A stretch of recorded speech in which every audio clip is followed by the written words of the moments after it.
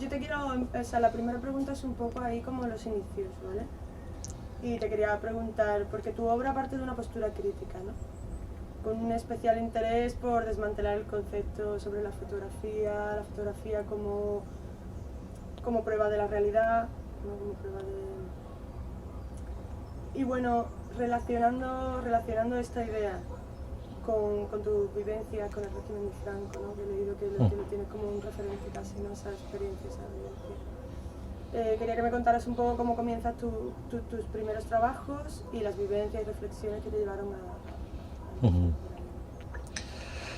A mí me interesa la fotografía desde la adolescencia y por razones un poco anecdóticas. En la escuela tuve un profesor en Historia del Arte que era un gran aficionado y que nos pidió a los estudiantes que ilustrásemos nuestros trabajos escolares con fotografías que debíamos tomar nosotros mismos y revelar en la propia escuela. Él montó un laboratorio y la primera vez que entré en ese laboratorio y vi aparecer una imagen, pues me pareció algo mágico, algo sublime, y desde este mismo instante pues quedé absolutamente prendido de esa técnica, de esa alquimia. Y entonces, pues al principio fue como un pasatiempo, una afición, pero poco a poco se iba consolidando ya como una vocación, como algo más serio, ¿no? Cuando entré en la universidad fue cuando empecé a razonar la implicación expresiva, ideológica, ¿no? Que podía tener la fotografía con lo que yo quería hacer, ¿no?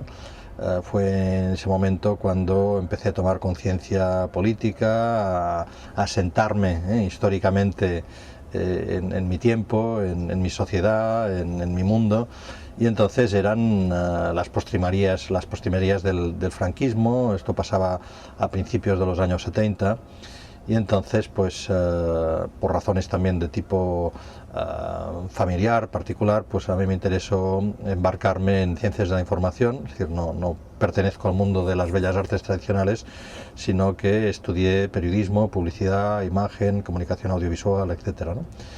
Entonces veía que en la realidad cotidiana se daba una especie de enmascaramiento de la actualidad, de que había un divorcio entre lo que uno podía experimentar directamente, las vivencias que uno podía tener, y su traslación a la información transmitida por los medios de comunicación, por la prensa, por la televisión, etcétera, ¿no?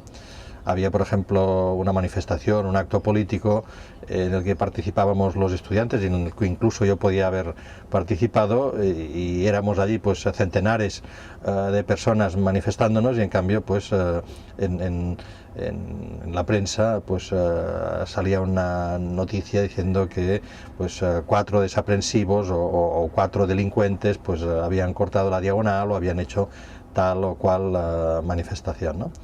Es decir, que había un desfase, ¿no? Una especie de doble versión de cómo interpretar la realidad, ¿no? Y esto obligaba a un cierto esfuerzo de lectura entre líneas, a un cierto esfuerzo de sobreponerse a la censura, a la propaganda, a la escasa transparencia informativa, ¿no?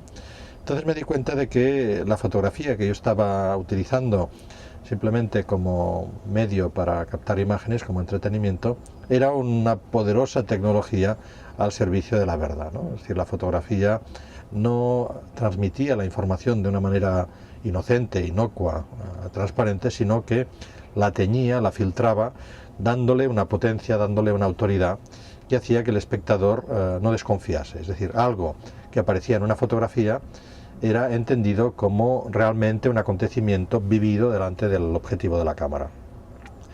Eso a mí me parecía una convención cultural, una especie de cliché, producto de tal vez un desconocimiento de cómo funcionaba la cámara. En el laboratorio yo sabía que las fotografías podían ser manipuladas, y al manipularlas pues transmitir la información de una manera u otra, según uno quisiese. Es decir, que la fotografía era una manera también de subjetivizar un determinado mensaje visual, ¿no?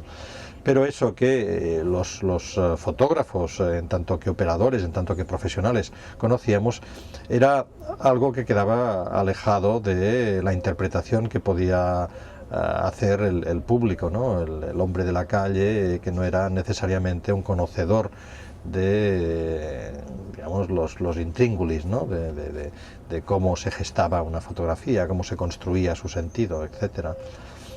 Entonces decidí pues utilizar justamente ese dispositivo, el dispositivo fotográfico, pero para justamente desmantelar ese potencial autentificador que tenía. Podía poner en práctica mis conocimientos en el terreno de la publicidad y del periodismo, pero en vez de aplicarlos al campo de la persuasión o al campo de la transmisión de ideología o de favorecer una determinada simpatía con unas corrientes políticas, pues lo haría justamente para que el espectador, de una manera particular, ¿no? Como una especie de ejercicio epistemológico, descubriese la fragilidad de todo mensaje, ¿no? El hecho de que detrás de toda información hay unas fuentes, hay unos intereses, hay una voluntad de incidir en la audiencia, ¿no? Y que por lo tanto, para entender esa información hay que dominar todo el marco comunicativo. De lo contrario, pues tenemos solo una versión muy sesgada y no hay nada peor que una media verdad, una verdad parcial, ¿no? Porque es mucho más engañosa o nos lleva, digamos, a una falsa interpretación de los contenidos que se nos quieren infundir, ¿no? A partir de estas reflexiones, que evidentemente no llegaron de una manera inmediata, sino que fueron fruto de una evolución, de una reflexión, de una dedicación progresiva, paulatina a la fotografía, pero aplicada de una manera pues meditativa, conceptual, reflexiva, pues me fui encauzando hacia un tipo de trabajo que justamente debía indagar la naturaleza de la fotografía y debía tener como mandato, como misión, el enseñar al espectador a dudar de la fotografía, pero por extensión a dudar de cualquier plataforma autoritaria que emite información. Muy bien, pues ahí ahora más en concreto sobre tus proyectos, ¿no? Sobre proyectos que tienes. Yo lo he dividido un poco, bueno, no lo he dividido en realidad, pero bueno, te quería hacer 3 preguntas en relación a tus proyectos anteriores, para luego centrarnos más en tus proyectos más de arte digital, ¿no? Y bueno, tienes proyectos en los que tratas este tipo de temas más directamente, ¿no? Y en algunos casos incluso lo enmarcas en entornos en los que la fotografía es más creíble, como por ejemplo con Fauna Secreta, ¿no? Que se expuso en el Museo de Zoología de Barcelona. Y yo quería preguntarte el tipo de reacciones del público ante este tipo de exposiciones. Van a un museo de zoología, si encuentran alguna exposición de este tipo, ¿no? ¿Qué tipo de reacciones? En mi trabajo el corazón conceptual siempre es esta indagación sobre la veracidad de la imagen fotográfica, pero una vez planteado el concepto en estos términos, se dividiría en mi trayectoria en 2 corrientes. Por un lado, en proyectos que analizan la imagen autónomamente, o sea, la fotografía, qué relación establece con el referente al que representa, cuáles son sus límites, cuáles son sus posibilidades periféricas, cómo se interrelaciona con otros lenguajes expresivos, etcétera, ¿no? Y luego hay otra vertiente en la que trabajo la imagen fotográfica como integrante de una plataforma comunicativa más extensa, ¿no? Es decir, cómo funciona la fotografía en la prensa, en la publicidad, en los museos, en la ciencia, en la religión, en los álbumes de familia. En esos ámbitos funcionales es obvio que no podemos considerar la fotografía individualmente, sino que hay una constelación de relaciones de la imagen con el texto, con el espacio, con la cultura, con la posición en que ocupan en un momento dado en ese lugar concreto, y eso hace que la fotografía transforme dinámicamente su función y su contenido, ¿no? En ese ámbito, el proyecto que mencionas, Fauna Secreta, pues representa un buen ejemplo, ¿no? Fauna Secreta fue un proyecto que realicé con Pera Formiguera desde el año 85 y que consistía en confrontar al espectador, al visitante, con las supuestas investigaciones de un naturalista alemán. Todo esto era falso, pero se presentaba como verídico. Y no solo se presentaba como verídico, sino que se ubicaba en el contexto de un museo de ciencias naturales, ¿no? Este científico supuestamente viajaba por todo el mundo documentando mutaciones, híbridos, monstruos de la naturaleza, seres zoológicos que se habían desarrollado, que habían evolucionado en unos ecosistemas particulares y que por lo tanto no habían seguido las pautas darwinistas tradicionales, sino que habían conducido a morfologías un tanto particulares, ¿no? Todo esto aparecía pues con fotografías, con vídeos, con radiografías, con toda una especie de dispositivo retórico documental, que es el que encontramos habitualmente en los contextos académicos, de investigadores, museísticos, etcétera, ¿no? Con ello pues lográbamos que el espectador en primera instancia resultase absolutamente confundido.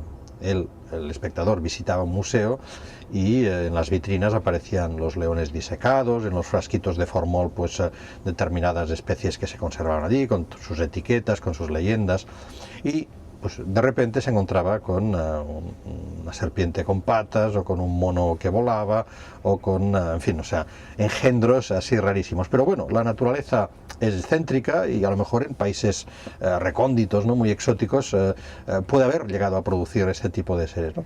Y poco a poco pues había como una especie de increscendo, la progresión hacia lo fantástico, hacia lo inverosímil iba aumentando, hasta el punto de que ese espectador debía reaccionar, ¿no? Y llegaba un momento en que a lo mejor veía unos elefantes volando, ¿no? Y decía, hombre, esto no puede ser, ¿no? Es imposible, me están tomando el pelo. Entonces, la pregunta que debía hacerse es, bueno, si esto no me lo creo, ¿por qué me he creído todo lo anterior, ¿no? Es decir, ¿por qué me he creído desde que he entrado, desde que he pasado el umbral de la puerta del museo, todo lo que me han dicho? Es decir, ¿cuáles son los fundamentos en los que me baso para confiar en la certeza de la información que me están dando aquí y en cambio discutir o negar otras informaciones que ya, digamos, atentan contra mi sentido común de una manera, digamos, que ya no sé, inaguantable, ¿no? Entonces creo que ese es un proceso muy pedagógico, muy interesante, ¿no? Y en el Museo de Zoología poníamos a prueba pues dos tipos de poder, ¿no? Por un lado, el poder de la fotografía, el poder de una imagen que se entiende como evidencia, que se entiende como transcripción literal de la realidad. Y por otro lado, el propio poder de la institución museal, ¿no? O sea, no es lo mismo una fotografía enseñada directamente a otra persona que esa misma fotografía cuando está en un receptáculo particular como es un museo, que a su vez infunde un valor sacramental casi, ¿no? Un valor de culto a ese material y santifica, autentifica esa información, ¿no? Por lo tanto había un solapamiento de autoridades, la autoridad de la fotografía como tecnología al servicio de la verdad y la autoridad del museo como autentificador y como puesta en valor de los materiales allí expuestos, ¿no? Entonces el espectador desprevenido pues debía confrontarse, ¿no? Debía sobreponerse a estos dos poderes, ¿no? Y la experiencia fue muy interesante hasta el punto de que el Departamento de Educación del museo en Barcelona y luego en otros museos a la que la exposición ha ido itinerando, pues hacía encuestas y intentaba averiguar cuál era el impacto, cuál era el grado de credibilidad de los espectadores. Por ejemplo, una cifra que tengo en la cabeza es que cuando la muestra se hizo en Barcelona en el año 89, pues el 27% de los visitantes adultos y con titulación universitaria pues creía que esos animales podían ser reales, ¿no? Lo cual pues indica un grado de credulidad realmente alto, y al revés, ¿no? Un grado de sentido crítico realmente bajo, ¿no? Y luego pues habían reacciones de todo tipo, ¿no? Desde gente con una gran ingenuidad que marchaba de la exposición pues absolutamente fascinada por las extravagancias de la naturaleza que esa muestra había reunido, hasta otros que se enojaban por la desfachatez de un museo que presentaba un proyecto que tenía que ver más con el arte que con el conocimiento de la naturaleza, ¿no?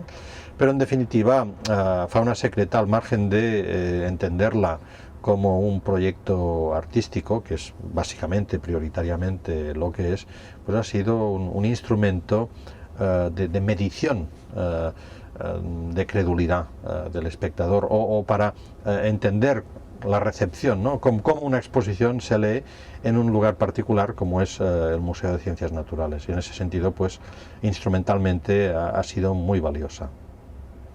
Y además, eso por el lado de... Y bueno, yo quería preguntarte qué reflexiones sacaste, ¿no? Estos proyectos que hago normalmente actúan como bombas de relojería. Por ejemplo, Fauna. Hemos publicado un libro que imita los libros académicos, los libros de ediciones universitarias, deliberadamente pues con un papel barato, un diseño pobre, baja calidad de impresión, etcétera, ¿no? Como si el presupuesto fuese muy reducido. Y estos libros, en ningún momento se explica que se trata de un proyecto artístico, sino que se presenta dentro de un ámbito biológico, zoológico, en cualquier caso científico, ¿no? Entonces muchos de estos libros pues han ido a parar a universidades o centros culturales, y a mí me causa una gran satisfacción cuando lo encuentro clasificado no en el área de arte o de fotografía, sino en el área de zoología, en el área de ciencias. Es decir, que el bibliotecario le ha dado una repasada así rápida y simplemente lo ha dicho, esto es de animales, por lo tanto, a zoología, ¿no? Entonces yo imagino que ese libro ahí pues sigue actuando con ese potencial provocador, ¿no? Porque llegará un momento alguien, un estudiante, un profesor, alguien, un lector, un usuario de esa biblioteca que va a sacar el libro de la estantería, lo va a mirar y va a reproducir ese efecto del visitante en el Museo de Ciencias Naturales, y por lo tanto va de nuevo a enfrentarse a todas esas dudas, a todas esas imágenes fantásticas que atacan a su sentido común, ¿no? Con Sputnik o con todos los proyectos que he hecho, esto pasa de manera similar, es decir, que aunque en un momento dado hay la presentación de la exposición y esa exposición va itinerando y por lo tanto tiene mayor impacto en ese lugar, en ese momento, pues esos libros, esas noticias, esa información que va rodando por internet, a veces produce efectos, como en el caso de este programa de Cuarto Milenio, ¿no? Que pues los supuestos reporteros del programa tomaron por cierta toda la historia de Iván Stoichkov, es decir, de mi cosmonauta absolutamente falso, ficticio, inventado, que desapareció en el espacio dejando solamente tras de sí una botella de vodka con un mensaje de socorro, ¿no?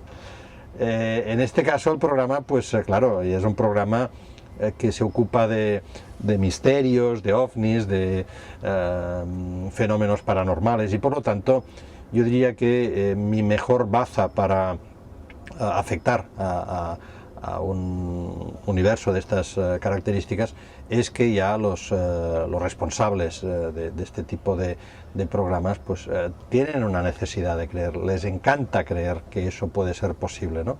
Por lo tanto se apegan al mínimo resquicio para dar verosimilitud a esas informaciones que les conviene, porque son su caldo de cultivo, ¿no? La verdad es que esta experiencia para mí fue súper gratificante, ¿no? Yo no acostumbro a ver la televisión, y cuando se emitió el programa pues empecé a recibir emails, docenas de gente que me felicitaba y me preguntaba ¿cómo lo has conseguido?, ¿no? Y yo no sabía de qué me hablaban, hasta que al día siguiente pues los propios responsables del programa se pusieron en contacto conmigo, reconocieron que habían metido la pata y me invitaban a hacerme una entrevista en el siguiente programa, al cabo de la semana, ¿no? Y entonces pues vi lo que había pasado y realmente pues me pareció sorprendente, pero muy interesante, porque en el fondo pues cayeron en una trampa en la que muchas veces ellos mismos han sido partícipes en cuanto a provocar cuestiones de este tipo. A ver. Luego por otro lado tenemos Este tipo de trabajos son a los que aludía antes cuando decía que son proyectos en los que analizo de una manera más individualizada la relación de la imagen fotográfica con cuestiones de representación, ¿no? Y efectivamente son trabajos en los que el resultado es más plástico, es más, a veces incluso más pictórico, entre comillas más artístico, ¿no? Los otros proyectos, los proyectos más narrativos y más instalativos, tienen un componente más conceptual. En este caso, por ejemplo, hemogramas, apelo a toda la carga metafórica de la sangre, pero también hay el aspecto morfológico, el aspecto no sé, de las taxonomías, ¿no? de la organización morfológica de las formas, como una especie de atlas fractal, ¿no? de gotas de sangre caídas al azar. Hay toda una serie de componentes que hacen que estos trabajos pues, tengan orientaciones, conexiones con muchas otras cosas. Para mí la fotografía nunca es un fin en sí misma, sino un puente hacia otras problemáticas, hacia otras esferas del conocimiento o de la vida, ¿no? Y en ese sentido, pues, hemogramas o lactogramas o zoografías, o sea, todos son proyectos que en el fondo nacen de vivencias, nacen de situaciones personales, pero intentan sacar provecho de lo que podía ser estrictamente anecdótico para llegar a cometidos pues, más genéricos, más universales. Espérate un momento, que haré mi llamada. Sí, claro. Te quería preguntar, porque como ya hemos dicho, ¿no? Uno de los discursos que más sobresalen en tus proyectos, la cuestión de la veracidad de la fotografía como una prueba, ¿no? De lo que sucedió y todo.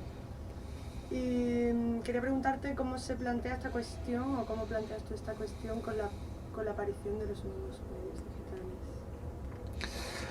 Es cierto que la irrupción de la tecnología digital en la fotografía ha trastocado completamente el protocolo de relación con la imagen fotográfica. Antes una fotografía era como una evidencia irrefutable, ¿no? Algo que nadie se atrevía a negar, ¿no? En cambio hoy el hecho de que todo el mundo tenga un ordenador en casa y conozca las posibilidades de programas como Photoshop da la sensación de que la manipulación, la intervención en la imagen es muy sencilla. Es decir, no es muy sencilla, sino que es perfectamente posible, es fácil y todo el mundo tiene acceso a esta capacidad de modificación de la imagen, ¿no? Por lo tanto, eso crea una cierta desconfianza hacia esa veracidad fotográfica, ¿no?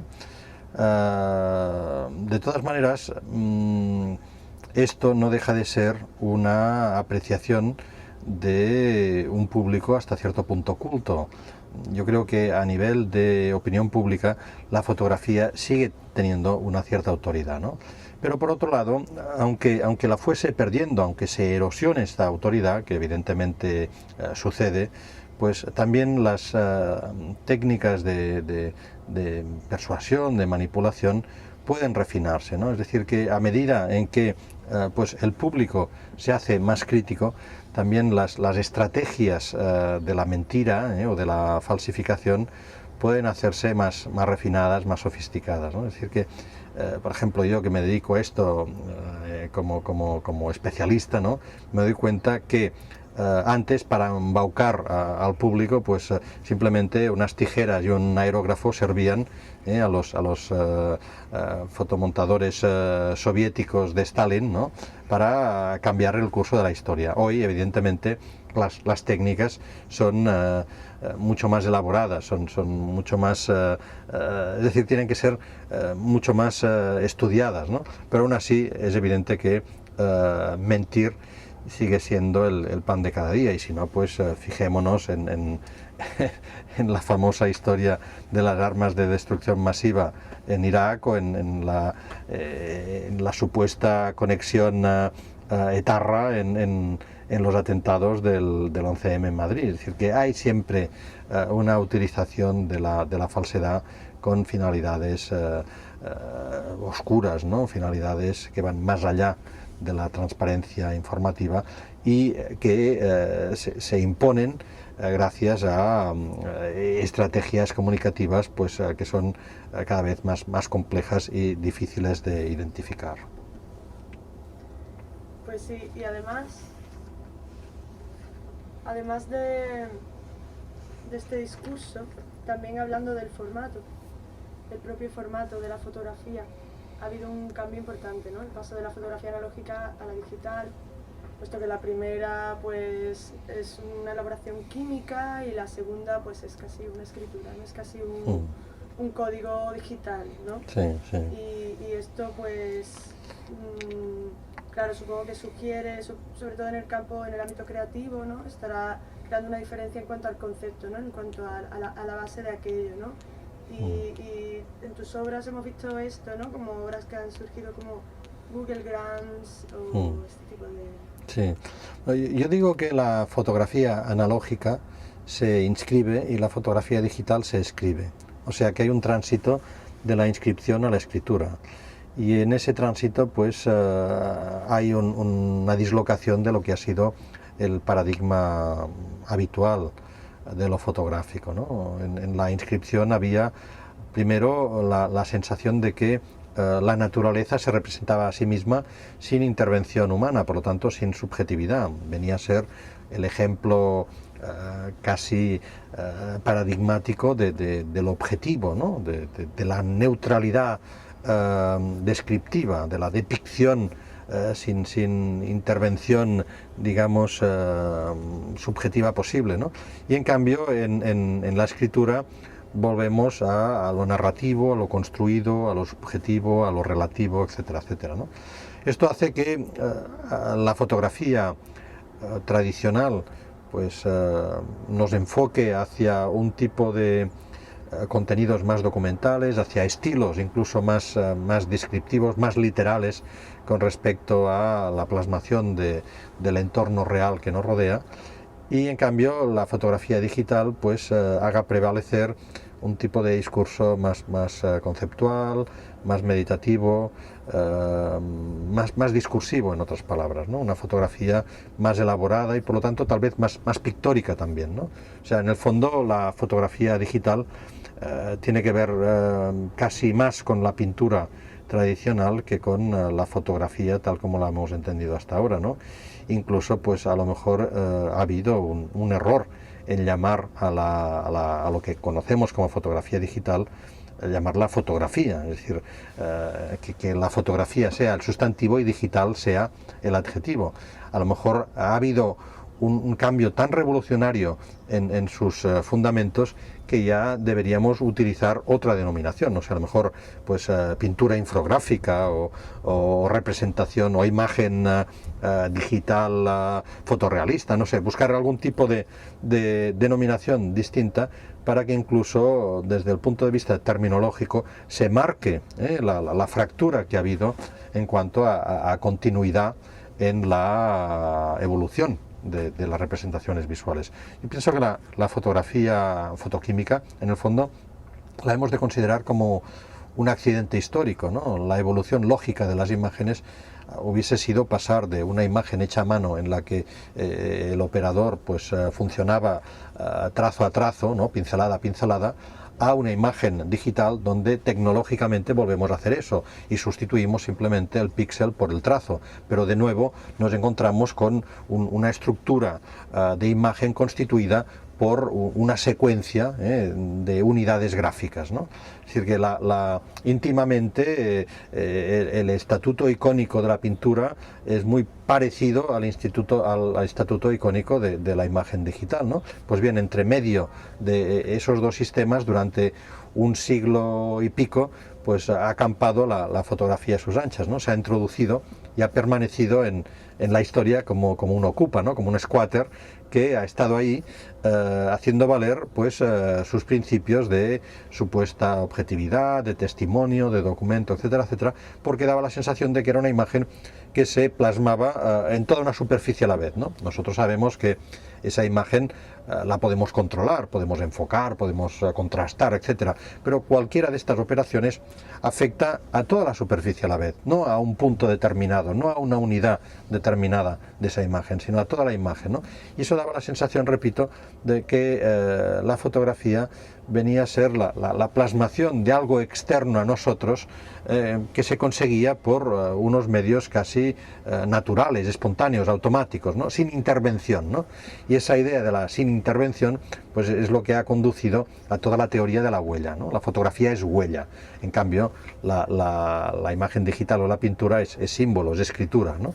Y en esa idea de la huella pues radica, a partir de ahí pues se erige toda esa idea, toda esa noción de que la fotografía es un soporte de verdad, pero en realidad no es más que, como decía antes, una pura convención cultural.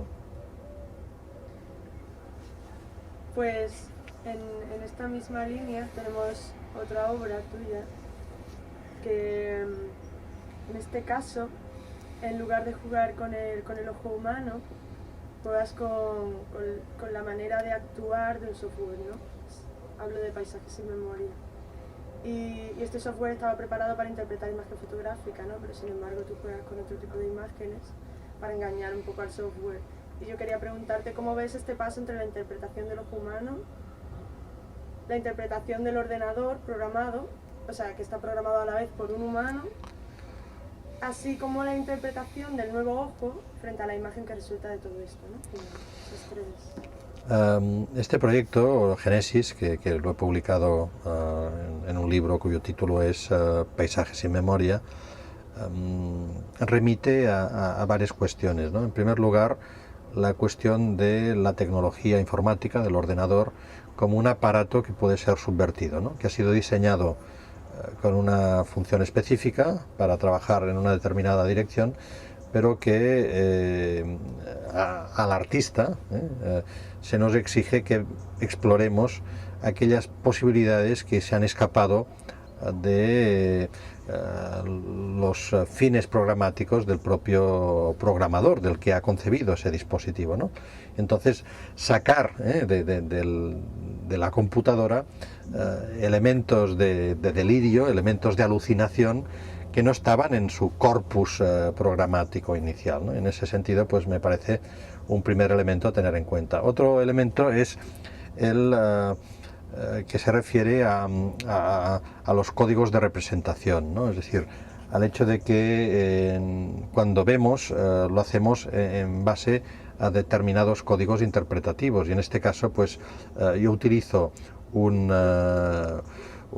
código que traslada valores cromáticos a altitudes orográficas, ¿no?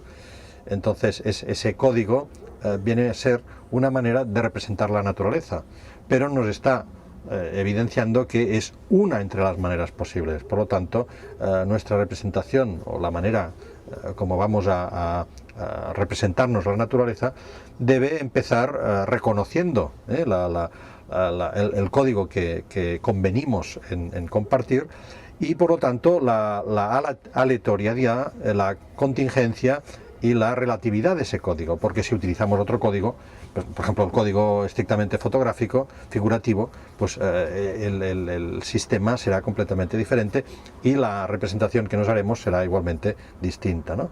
O sea que en el fondo viene a ser una alegoría del propio lenguaje, del lenguaje con el que nos comunicamos, y que se demuestra con qué facilidad y a la vez con qué fragilidad pues puede ser subvertido o pervertido, ¿no?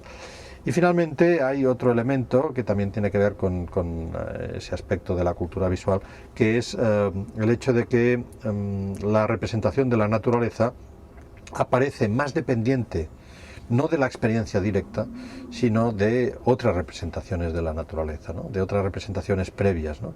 Con lo cual, pues se hace también una cierta metaforización de la iconosfera, del mundo de imágenes en la que vivimos, ¿no? O sea, hoy en día, pues nuestra realidad se compone más de imágenes que no de objetos tangibles, y por lo tanto nuestro conocimiento de la realidad pues se basa en la plasmación de conocimientos previos en imágenes que nos preceden, ¿no? En imágenes de la fotografía, en imágenes del arte, en imágenes de los medios de comunicación, etcétera, etcétera.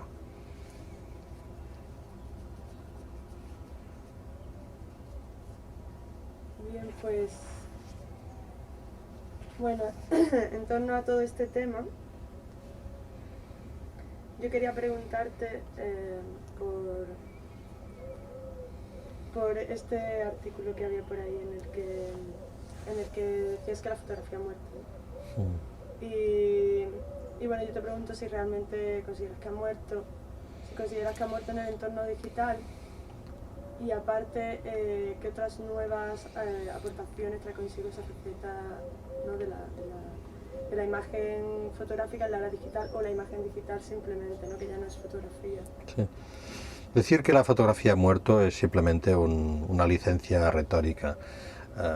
Los medios, ya lo decía McLuhan, no mueren, sino que simplemente se transforman, evolucionan, y el hecho de que aparezca, de que irrumpa de repente otro medio, por muy próximo que quede, pues no aniquila al precedente, sino que lo resitúa en un ámbito de la comunicación particular, ¿no?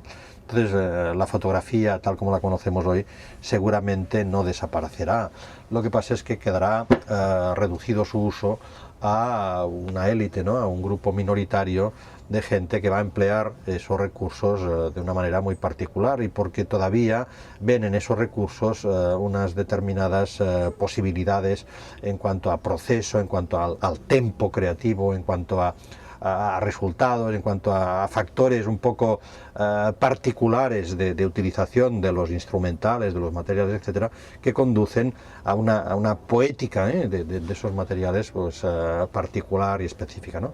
Pero lo que es evidente es que en el ámbito de la fotografía profesional o de la fotografía de consumo, y pienso por ejemplo en los aficionados, en la fotografía pues popular, fotografía de bodas, fotografía de viajes, de vacaciones, etcétera, o sea, en los usos más habituales de la fotografía, lo que conocemos como fotografía fotoquímica analógica pues está cediendo el paso, y prácticamente ha sido ya suplantada al 100% por lo que también, entre comillas, llamamos fotografía digital, ¿no?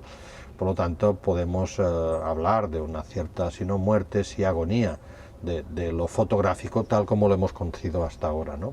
Porque, repito, para mí la fotografía digital pues ya se trata de un medio diferente, un medio que es híbrido, si queremos, que tiene componentes prestados de la fotografía analógica convencional, pero que ya empieza a introducir toda una serie de factores que la catapultan hacia el mundo de lo virtual, el mundo de lo especulativo, el mundo donde la imagen se desconecta de ese concepto de verdad que ha estado en el substrato íntimo de lo fotográfico hasta ahora. Y bueno, hablando de este tipo de reflexiones y bueno, puesto que además de artista, ¿no? Que hemos enfocado un poco la conversación sobre tu faceta como artista, pero bueno, no es la única ni mucho menos, ¿no?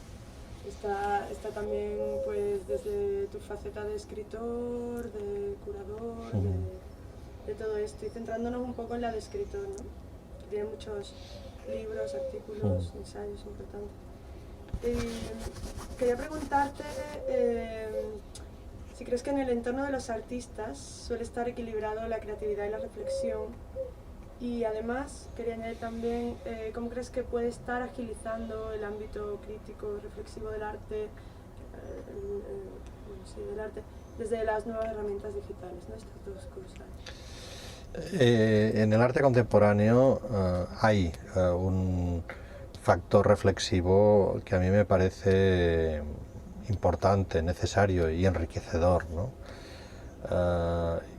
Yo critico al artista que se presenta como un simple hacedor de imágenes sin discurso, ¿no? Y que debe pedir al crítico que le preste ese discurso, ¿no? O sea, entiendo que el artista, el creador, debe tener un programa conceptual, ¿no? Debe hacer un trabajo en función de determinadas problemáticas, de ser consciente de lo que hace y por qué lo hace, ¿no? Y eso no quiere decir que el artista necesariamente deba desdoblarse en un papel de creador visual y de teórico, normalmente pues verbalizando, ¿no? Esos presupuestos que lo llevan a hacer su trabajo. Pero sí que le es exigible el tener una mínima cultura y unos planteamientos igualmente mínimamente claros, ¿no? Y por otro lado, pues en efecto las tecnologías digitales afectan a todo el ámbito de nuestra existencia, ¿no? O sea, es inconcebible la vida actual sin todos estos elementos que son producto de la tecnología digital. Y en el arte pues han tenido un impacto extraordinario, porque yo entiendo el arte como la parcela más experimental, más de vanguardia, más de taller de pruebas de la comunicación en general, ¿no? Y es precisamente en ese aspecto donde la novedad, donde el progreso, donde esas nuevas tecnologías deben ponerse realmente a test, ¿no? A prueba, a ver cómo inciden en lo que se puede hacer, qué efectos tienen, etcétera, ¿no? Y bueno, y ya para terminar, quería preguntarte por tus próximos proyectos. ¿Dónde estás sumido ahora mismo? ¿En qué investigaciones, creaciones? Bueno, estoy con muchas cosas a la vez, como siempre, pero digamos el proyecto que en estos momentos centra mi tiempo es un proyecto narrativo que se titula Deconstruyendo a Bin Laden y que plantea la interpretación especulativa de que Bin Laden no existe, o que todos estos maléficos terroristas islámicos no son más que construcciones mediáticas y políticas, ¿no? Entonces, concretamente, el argumento es que Bin Laden o sus secuaces, ¿no? Sus lugartenientes, sus portavoces, etcétera, son en realidad pues actores de culebrones, ¿no? de telenovelas que fueron contratados por los servicios de seguridad de una potencia para representar, para dar el rostro al villano de la película, ¿no? Y entonces hay una trama entre humorística y política, irónica, ¿no? Que desarrolla este argumento, ¿no? Y al mismo tiempo pues hace una cierta parodia de cómo funciona la fotografía de prensa, las agencias gráficas y todo el mundo del periodismo, ¿no? Al margen de este trabajo práctico o visual, pues estoy preparando un par de libros, uno de imágenes con la serie de los Google Gramas y otro de textos que vendrá a ser como una colección de ensayos, ¿no? Tanto de ensayos como de textos de artista, ¿no? Textos poéticos o de reflexión sobre mi propio trabajo y sobre el trabajo de otros fotógrafos que me interesan, y que puede considerarse como una especie de prolongación de El beso de Judas, que es el libro que publiqué inicialmente en 1996 y que luego he ido pues ampliando y editando en versiones posteriores.